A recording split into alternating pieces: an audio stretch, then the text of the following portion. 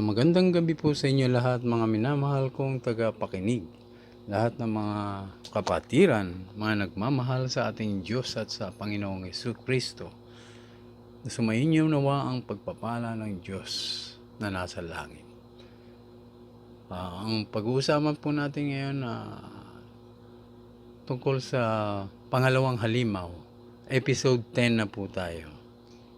So sandali po tayong mananalangin sa ating Diyos. Ama naming nasa langit, sambahin ka o Diyos sa Espiritu at katotohanan, sapagkat ang iyong mga salita ay tunay nga na ito'y totoo. Ikaw ay totoo, Diyos, na siyang gumagalaw sa aming buhay, siyang tumutulong sa amin, siya nagmamahal sa amin, nagpo-provide ng lahat ng aming pangangailangan. Salamat po, Ama na nasa langit. Patuloy mong puspusin, O Diyos, ng iyong banal na Espiritu, ang iyong lingkod, ang lahat ng mga makikinig ng iyong mga salita, Panginoon, na aking ibabahagi, sapagkat ito'y dapat ibahagi upang malaman ng tao ang iyong banal na salita, para hindi po sila mapahamak at ang kanilang kaluluwa ay maligtas. Buksan mo po ang aming espiritual na pag-iisip, Ama namin Diyos na nasa langit. Patawarin mo kami sa aming mga pagkakasala, sa isip, salita at sa gawa. Malayong kumilos ang banal mo Espiritu sa lugar na ito. Pagpalain mo, Diyos, sa lahat ng mga kikinig ng iyong mga salita, na patuloy na gumalaw, O Diyos, ang banal mong Espiritu, na siyang ihipo sa bawat makikinig. Salamat po, Ama na nasa langit, sa pagmamahal mo sa amin, sa pag-iingat mo sa amin, at sa pagpapatawad mo sa aming mga kasalanan, sa lahat ng mga biyaya at pagpapala mo sa amin. Ngayon pa lamang po ang aming maririnig ay isa ng malaking pagpapala, O Diyos. Salamat po, Ama na nasa langit, sa araw na ito, sa oras na ito. Pinupuri ka namin, sinasamba, dinadakila ka namin, sa makapangyarihang pangalan ni Jesus, in Jesus' mighty name, Amen. Thank you, Lord. So ito nga po ang ating pag-uusapan. Ang episode 10 na po tayo, ang pangalawang halimaw. So dito naman po sa ating babasahin, ang pangalawang halimaw naman na sinasabi sa pahayag 13 verse 11. So basahin po natin. At nakita ko ang isa pang halimaw na lumitaw sa lupa. May dalawang sungay ito na tulad ng mga sungay ng isang batang tupa. Ngunit ang kanyang tinig ay parang tinig ng dragon. Ano daw ang sinasabi dito? Lumitaw siya sa lupa. May dalawang sungay daw na tulad ng tupa. Kapag ikumpara natin, ang hayop na tupa ay isang mabait na hayop at tahimik. Ngunit ang kanyang tinig ay parang tinig ng dragon. Ang ibig sabihin po nito, siya ay parang maamong tupa, pero kung mag-isip, ibang klase, tuso at matalino. Parang napakaamon niya, tulad siya ng tagapamagitan sa mga nag-aaway na bansa. Ngunit may masamang intensyon pala. Akala mo may kapayapaan, pero kabaligtaran pala. Yan po ang ipinahihiwatig ng Biblia. Ang unang halimaw ay galing nga sa dagat, na simbolo ng masamang mundo. Palaging nag-aaway, at ang pangalawa namang halimaw ay nanggaling sa lupa. Ito ay isang tuyong lupa at walang masyadong tao, di tulad ng naunang halimaw sa dagat galing. So, yung unang halimaw ay galing po sa dagat na na ating topic nakaraan sa episode 9. Ang pangalawang halimaw ay galing sa tuyong lupa. Ibig sabihin ito ay mapayapa at tahimik. At ibig sabihin magkaiba ang pinanggalingan ng dalawang halimaw. So ngayon, ang unang hayop ay natapos ang kanyang paghahari o supremacy noong 1798. Pagkatapos nito ay umahon naman ang ikalawang halimaw. Kaya siya dumating para ipagpatuloy ang naunsyaming paghahari ng unang halimaw. Ang tanong natin, Ano ang kapangyarihan o kaharian yung bumangon na panahong iyon ng 1798? At anong kaharian ito? Ito ay malayo sa mga nagkakagulong bansa. Yung unang halimaw, pag-aralan naman natin ngayon ang kasaysayan. Base nga sa nakalat nating dokumento, nung bumagsak ang unang hayop ay 1798, Papal Supremacy ended. 1776, America declared independence. Nagdeklara ng kalayaan ang Estados Unidos. 1783, American independence was recognized by the world. Inacknowledge ng mga bansa. 1787, US Constitution was drafted. Nabuo ang kanyang Constitution. 1791, US Bill of Rights created. Nabuo ang Bill of Rights. 1798. Quasi-war between France and US happened. Ano ang ibig sabihin nito, mga minamahal na tagapakinig? Nung time na bumagsak ang Papal Supremacy sa Europe, umuusbong naman ang US as a world power. Noong 16th at 17th century, nag-utos nga ang Papa na hulihin ang mga Protestante at sino mang tao na kontra sa aral ng Katoliko para patayin sa Europe. At napadpad nga sila sa US. Ito po ang mga Protestante. Ang Amerika noon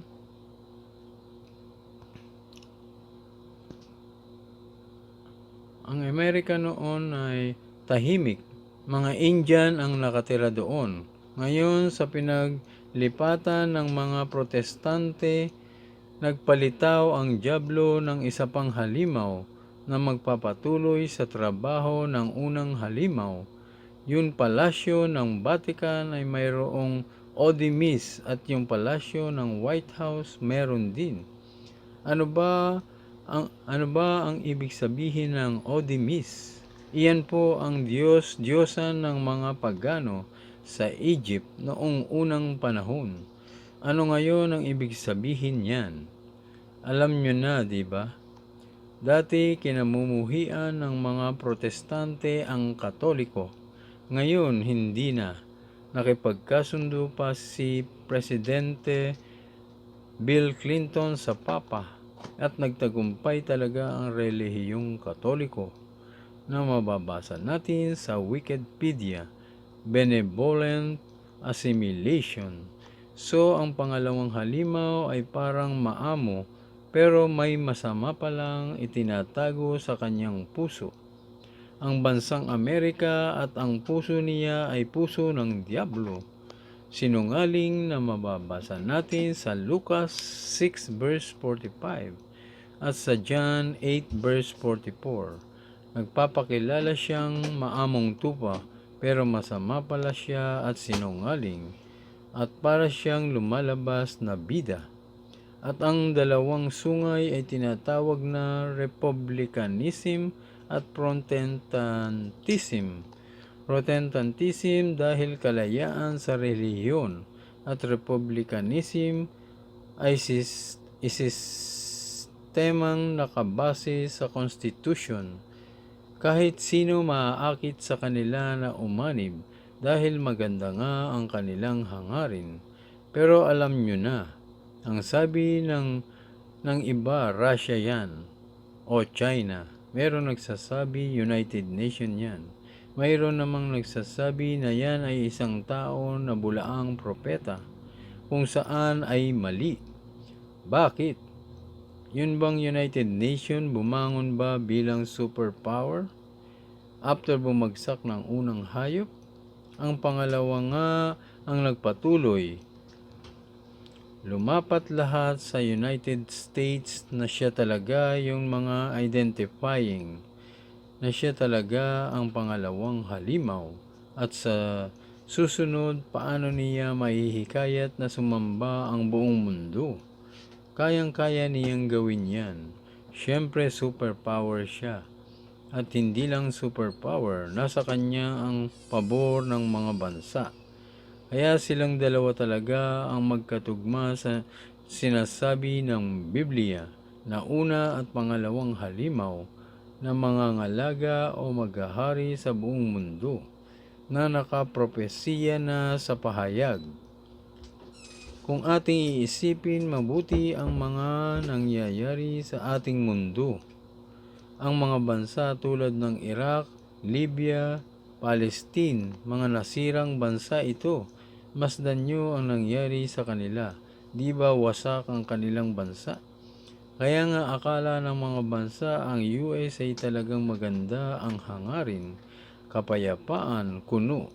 Pero hindi pala. Lalong nagugulo ang bansa tulad ng Ukraine. Kung hindi nila pinakailaman ay hindi mawawasak ang bansang ito. Ano ngayon ang nangyari dito? Wasak at bagsak ang ekonomiya. Tulad ng Iraq, Libya, Syria, Ukraine at Palestine. Magulo pa rin hanggang ngayon. Siya ang leader ng mga bansa at superpower. Kaya nga sabi ng Biblia para siyang tupa ngunit ang boses ay sa dragon.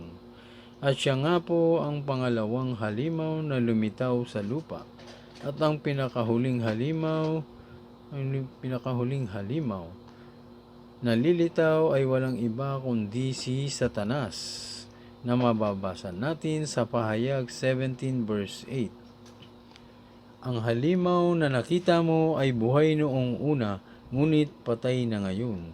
Muli itong lilitaw buhat sa banging napakalalim at tuluyang mapapahamak.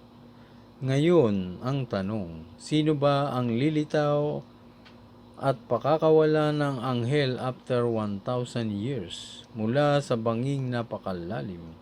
Hindi ba ang Diablo?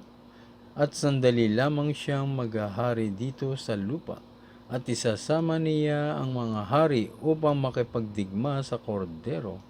Ngunit sila ay tatalunin dahil siya ang hari ng mga hari at Panginoon ng mga Panginoon at makapangyarihan sa lahat. Basahin pa natin sa Pahayag 17 verse 10 to 11. Bumagsak na ang 5 sa kanila, naghahari pa ang isa, at ang huli ay hindi pa dumarating. Pagdating niya, sandali lamang siyang maghahari. At ang halimaw na buhay noong una, ngunit ngayoy wala na, ay isa sa 7 hari at siyang magiging ikawalo. Siya ay mapapahamak. Basahin pa natin sa Pahayag 17 verse 15 to 18. Sinabi rin sa akin ng anghel, ang nakita mong mga ilog na kinauupuan ng babae ay mga lahi, mga bansa at mga wika. Ang 10 sungay na nakita mo at ang halimaw ay mapupuot sa reyna ng kahalayan. Aagawin nila ang lahat ng ari-arian nito at iiwanan siyang hubad. Kakainin nila ang kanyang laman at susunugin ang matitira. Niloob ng Diyos na sila'y magkaisa at ipailalim nila sa halimaw ang kanilang karapatan at kapangyarihan hanggang sa maganap ang mga salita ng Diyos. Ang babaeng nakita mo ay ang tanyag na lungsod na sinusunod ng mga hari sa lupa. Ibig sabihin, dito na kakalabanin din ng mga hari at halimaw ang babaeng nakaupo sa halimaw. Ang babaeng namuno dito sa daigdig na nakipagrelasyon o nakipag-alyansa sa mga hari, na walang iba kundi ang namuno sa mga relihiyon, ang reyna ng kahalayan. Ang unang halimaw ay ang Papa sa Roma na nakipag-alyansa sa mga hari o bansa. At ang pangalawang halimaw ay ang USA. So hanggang dito na lamang po ang ating topic. Abangan na lang po ang susunod. Naway nagbigay po ng tamang kaalaman sa inyo, sa lahat po ng nakikinig ng salita ng Diyos. Atin pong pag-aralan mabuti, basahin ang banal na aklat. Palagi po tayong manalangin sa ating Diyos ilang beses sa isang araw. upang masunod natin ang kalooban ng Diyos. At tanggapin natin si Jesus, humingi tayo ng tawad. Tanggapin natin si Jesus bilang Panginoon, sariling Diyos at tagapagligtas. Nang tayo ay maging anak na ng Diyos. At hilingin natin sa Banal na Espiritu na ipaunawa sa atin ang kanyang banal na salita na ating babasahin o ating papakinggan. At ito'y tumimo sa ating mga puso't isipan sa mamagitan ng Banal na Espiritu na nasa atin ngayon, na aking ipinangaral ang banal na salita ng Diyos. Pagpalain po kayo ng Diyos Ama, ang Anak ng Espiritu Santo. Amen. God bless po. Palagi mag-iingat.